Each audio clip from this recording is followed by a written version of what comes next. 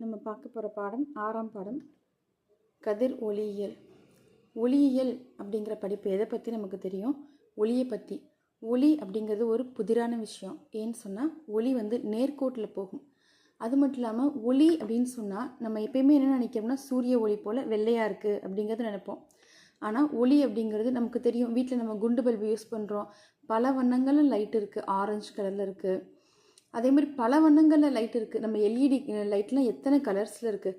அது மட்டும் இல்லாமல் அது வித்தியாசமாக இருக்குது. அதனால் ஒளி அப்படிங்கிறது ஒரு புதிர் அப்படின்னு சொல்லலாம். அந்த ஒளியானது நேர்கோட்டில் பயணிக்கும். ஒளி நேர்கோட்டில் பயணிக்கும். ஆனால் ஒரு அறைக்குள்ளார இருக்கக்கூடிய ஒளி அறைக்கு வெளியில் அந்த ஜன்னல் பகுதி அல்லது கதவு அதோட இடுக்குகள்லேருந்து வெளியில் வருது அப்படின்னு சொன்னால் என்ன அர்த்தம்? அது நேர்கோட்டில் மட்டும் பயணிக்குதா அப்படின்னு கேட்டால் நேர்கோட்டில் மட்டும் பயணிக்கலை. அந்த தடையோட விளிம்பில் வளைஞ்சு கூட வருது. அப்போ ஒளிக்கு பல பண்புகள் இருக்குது.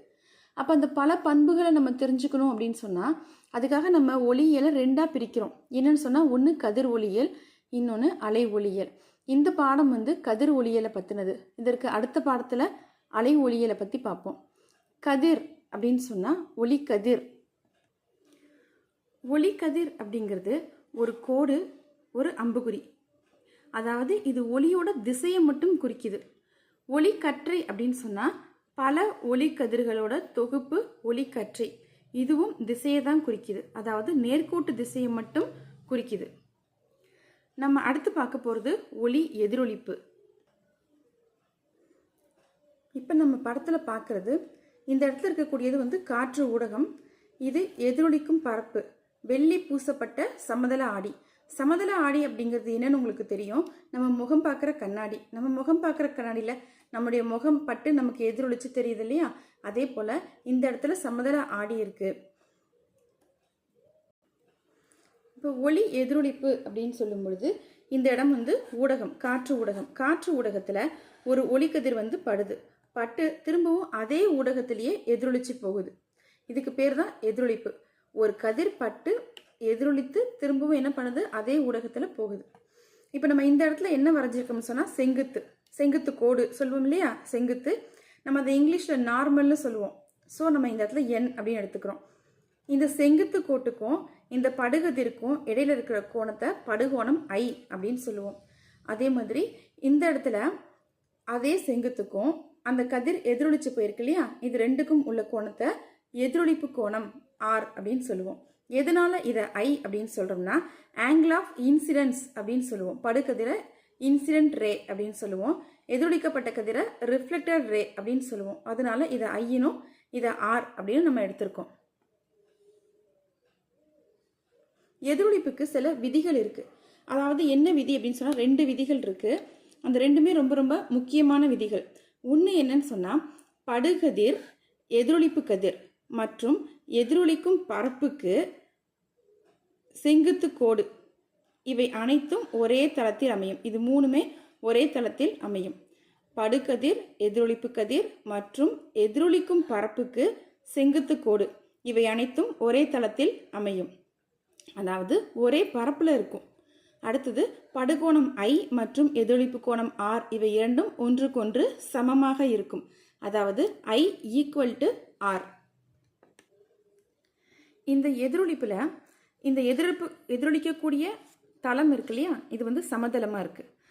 இந்த பரப்புல படக்கூடிய படுகதிர்கள் ஒன்றுக்கொன்று இணையா இருக்கு அப்படின்னு சொன்னா இங்கேருந்து எதிரொலிச்சு போகுது இல்லையா? அந்த கதிர்களும் ஒன்றுக்கொன்று இணையாக தான் இருக்கும். ஒருவேளை இந்த பரப்பு ஒழுங்கற்று இருக்கு அப்படின்னு சொன்னா இணையா வரக்கூடிய கதிர்கள் வெவ்வேறு இடத்துல படும். அப்ப அதோட படுகோணம் வெவ்வேறையாகிறதுனால எதிரொலிப்பு கோணமும் வேற வேறையா இருக்கும். அதனால அந்த எதிரொலித்து வரக்கூடிய கதிர்கள் ஒழுங்கற்று இருக்கும்.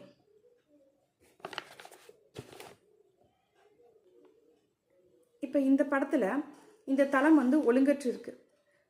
இணையா வரக்கூடிய படுகதிர்கள் வெவ்வேறு கோணத்தில் படுறதுனால அதோடைய எதிரொலிக்கக்கூடிய கதிர்களும் வெவ்வேறு திசையில போகுது. அப்ப வெளியில வரக்கூடிய கதிர்கள் ஒன்றுக்கொன்று இணையா இல்லை. அடுத்து நம்ம பார்க்க போறது ஒளி எதிரொலிப்பினால் ஏற்படும் திசை மாற்ற கோணம். இப்ப இந்த படத்துல XY அப்படிங்கிறது ஒரு சமதள ஆடி.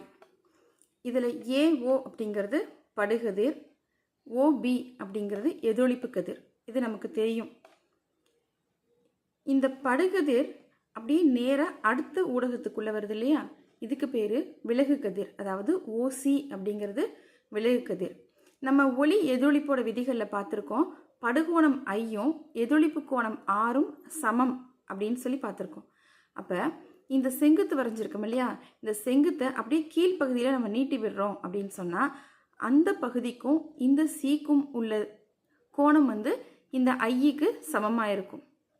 அப்போ மொத்தமாக இந்த செங்குத்து அப்படிங்கிறது இந்த செங்குத்தில் இந்த பகுதியிலேருந்து இந்த பகுதி வரைக்கும் 180 டிகிரி. அப்போ இது ஒரு ஐ, இது ஒரு ஐ. இந்த ரெண்டு ஐயையும் சேர்த்தோம்னா 2i. அப்போ 180 டிகிரியில் இந்த 2i நம்ம கழிச்சிட்டோம் அப்படின்னு சொன்னால் நமக்கு மீதி இந்த இடத்துல இருக்கக்கூடிய கோணம் கிடைக்கும். அதாவது இந்த எதிரொளிப்பு கதிருக்கும் இந்த விலகு கதிருக்கும் உள்ள கோணம். இங்கேருந்து வரக்கூடிய படுகதிர் இதோட டைரக்டாக எப்படி வரும்னு சொன்னால் இந்த பாதையில் வரணும். இப்படி வரக்கூடிய கதிர் இந்த திசையில் வரணும். ஆனால் இந்த திசையில் வராமல் இந்த கதிர் எப்படி போகுதுன்னா இந்த திசையில் போகுது. அப்போ இதோட திசை என்ன செய்யுது, மாறி இருக்கு. அப்போ இங்கே போக வேண்டிய கதிரானது இந்த திசைக்கு போகும் பொழுது இதோட திசை மாறி இருக்கு. அதனால இந்த கோணத்தை நம்ம திசை மாற்ற கோணம் அப்படின்னு சொல்கிறோம். திசை மாற்ற கோணம். இப்போ இங்கே நம்ம திசை மாற்ற கோணத்தை ஸ்மால் டி அப்படின்னு எடுத்திருக்கோம்.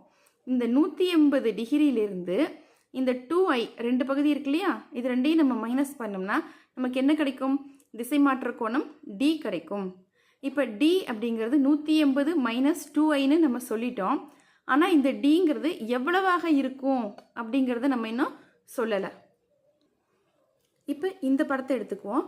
அதே படம் தான், ஆனால் நம்ம IR அதுக்கு பதிலாக இப்போ ஆல்ஃபா வச்சு நம்ம குறிப்பிட்டிருக்கோம். இந்த படுகதிர்க்கு